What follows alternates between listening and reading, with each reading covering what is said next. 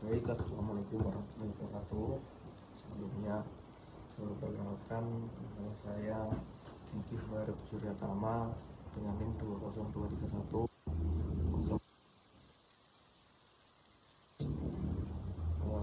Dengan dibuatnya video ini guna untuk memenuhi tugas dari matkul hukum acara pidana khusus Fakultas Hukum Universitas Muhammadiyah angkatan 2023. Baik, pada kesempatan kali ini saya akan membahas tentang asas lex specialis derogat legis generalis.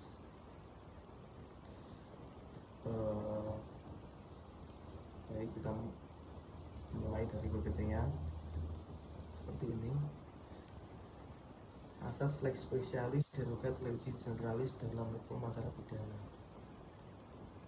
Jadi dalam video ini nanti kita akan membahas asas ini berperan apa aja dalam hukum acara pidana di Indonesia. Oke, di sini jelas ada dua kata, spesialis dan generalis. Spesialis artinya khusus dan generalis lebih bersifat umum, yang diartikan secara menyeluruh peraturan yang bersifat khusus mengesampingkan peraturan yang bersifat umum. Maksudnya, jadi jika ada dua aturan hukum yang mengatur hal yang sama, maka yang utama aturan yang lebih khusus atau kita sebut di sini lex spesialis akan berlaku, dan aturan umum atau di sini kita sebutnya lex generalis maka dikesampingkan. Ini Sudikno Kusumo menjelaskan bahwa asas ini digunakan untuk menyelesaikan konflik norma dengan cara mendahulukan aturan yang lebih spesifik. Jadi misal ada dua peraturan di mana khusus dan umum. Nah, di sini kita mendahulukan asas ini, mendahulukan yang bersifat khusus. Dan menurut Peter Marzuki menegaskan bahwa asas ini penting dalam penafsiran hukum agar tidak terjadi ketidakpastian hukum. Baik, kita lanjut ke slide kedua. Di sini kedudukan dalam sistem hukum di Indonesia. Maksudnya di sini kedudukan asasnya. Pada slide kedua ini menjelaskan bahwa maksud dari asas ini itu diakui secara tidak tertulis, tapi digunakan dalam praktik hukum karena kedudukannya penting. Kenapa dikatakan penting? Nah, misal gini, kita contoh KUHP dan Undang-Undang Tindak Pidana Korupsi.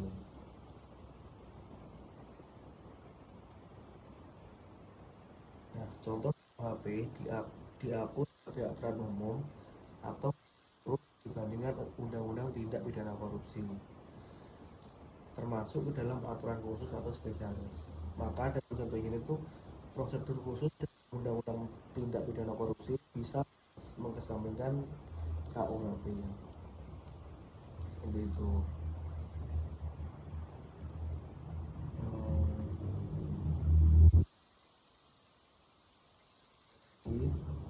KUHP dan undang-undang khusus tindak pidana korupsi ataupun tindak pidana terorisme ataupun tindak pidana narkotika. Jadi misal ada undang-undang khusus ketiga ini contohnya, itu bisa mengesampingkan aturan-aturan yang ada di KUHP. Itu kurang lebih.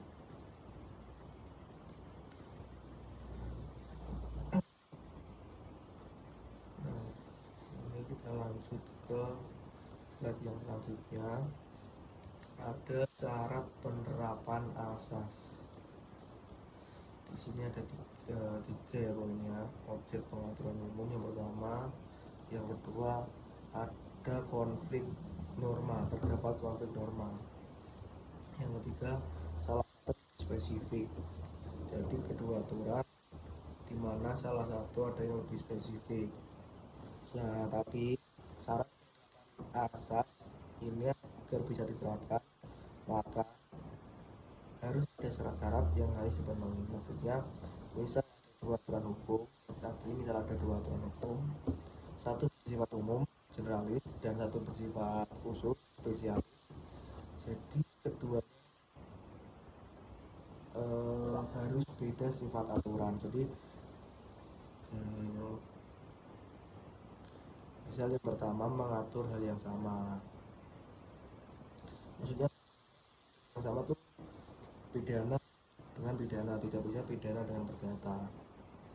Nah, jadi jika asas ini mengatur prosedur yang berbeda, pidana dan perdata, asas ini kurang relevan. Jadi harus satu kasus di jenis yang sama. Yang kedua, terdapat konflik atau terjadi konflik atau perbedaan pengaturan. Misal contoh cara penyidikan yang berbeda.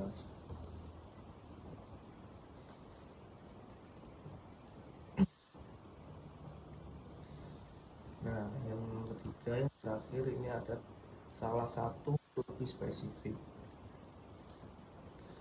Salah satu lebih spesifik maksudkan aturannya, aturan khusus lebih spesifik, lebih detail dan ditujukan untuk kasus tertentu. Nah, jika syarat-syarat ini tidak dipenuhi, maka asas ini tidak bisa digunakan. Seperti itu kurang lebihnya.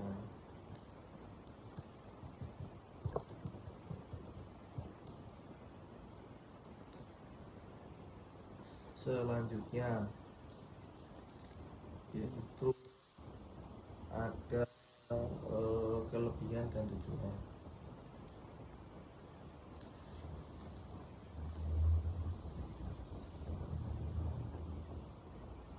Nah, untuk kelebihannya di sini poinnya ada tiga: memberikan kepastian hukum, menyesuaikan hukum dengan kebutuhan khusus, meningkatkan penegakan hukum. Nah, di sini poin yang pertama tuh maksudnya memberikan kepastian hukum jika dari KUHP mengatur tentang masalah tersebut. Nah, memungkinkan penanganan perkara lebih spesifik dan efektif, atau bisa dikatakan asas ini memperjelas apa yang sebelumnya masih bersifat abstrak. Jadi asas ini itu bisa menjadi acuan undang-undang peraturan lebih yang khusus itu bisa menjadi acuan untuk jika masih bersifat katakanlah buat menyesuaikan hukum dan kebutuhan kasus tertentu. Nah, tujuannya dari asas ini itu yang pertama agar hukum tepat sasaran dan adil. Maksudnya kita yang kedua menghindari kekosongan hukum.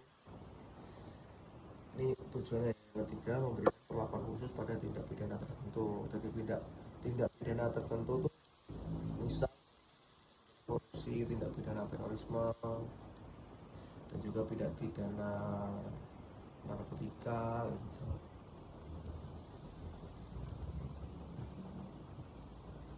Baik, selanjutnya. Nah, ini permasalahan praktik. Apa sih yang menjadi masalah-masalah?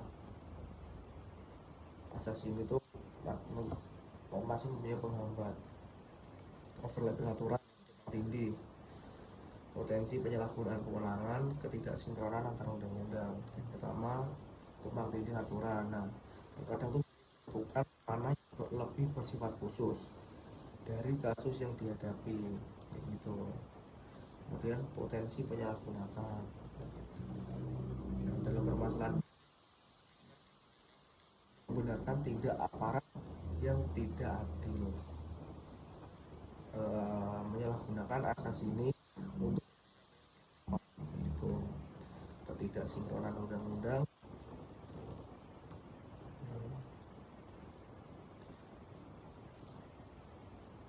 Konflik maksudnya ketidaksinkronan itu konflik undang-undang.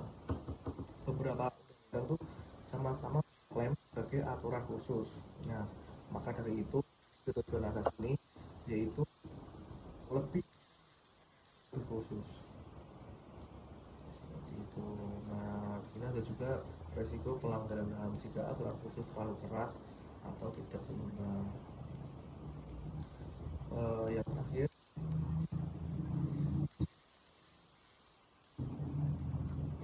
memastikan aturan khusus dapat diterapkan secara efektif dan tepat,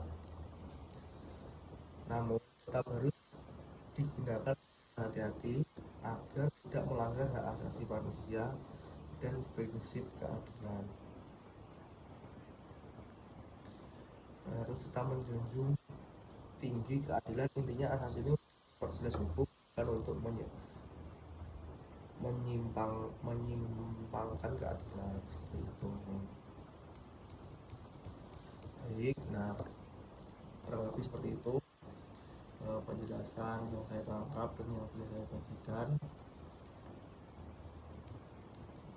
Kurang lebihnya mohon maaf. Saya akhiri video ini. Wassalamualaikum warahmatullahi wabarakatuh.